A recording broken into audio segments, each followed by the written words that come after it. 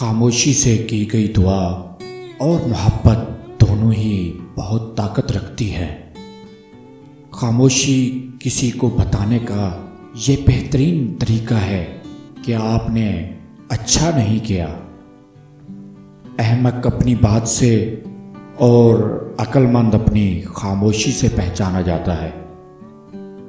جب خاموشی کو ہتھیار کے طور پر استعمال کیا جائے تو یہ الفاظ سے بھی زیادہ زخم دے سکتی ہے۔ آپ جتنے خاموش ہوں گے اتنا ہی آپ بہتر سن سکیں گے۔ ان کی خاموشی سے ڈرو جن کا آپ نے دل دکھایا ہے، کیونکہ اگر انہوں نے کچھ نہیں کیا یا کچھ نہیں کہا تو بدلے میں اللہ ضرور کرے گا۔ جو اللہ اور قیامت کے دن پر ایمان رکھتا ہے اسے چاہیے کہ اچھی بات منہ سے نکالے یا پھر خاموش رہے۔ جلد تجربہ کار ہونے کے لیے ایک اصول یاد رکھیں: زبان بند رکھیں، آنکھیں اور کان ہمیشہ کھلے رکھیں۔ خاموشی آپ کو اپنے مقصد پر توجہ مرکوز کرنے میں مدد دیتی ہے۔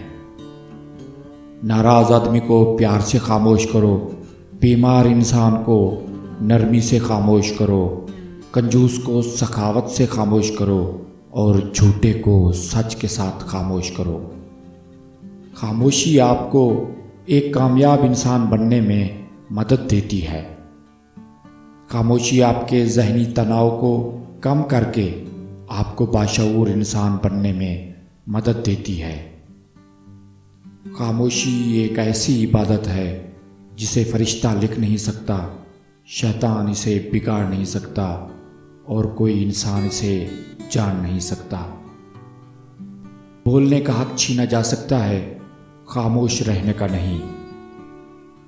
خاموشی بھی ایک عظیم نعمت ہے، خاص طور پر اس وقت جب اختلافات زیادہ ہوں، آوازیں بلند ہوں، علم کی کمی ہو اور دلیل کی کوئی اوقات نہ ہو۔ خاموش رہنا بہت مشکل ہے، لیکن خاموشی بہت بہترین انتقام ہے۔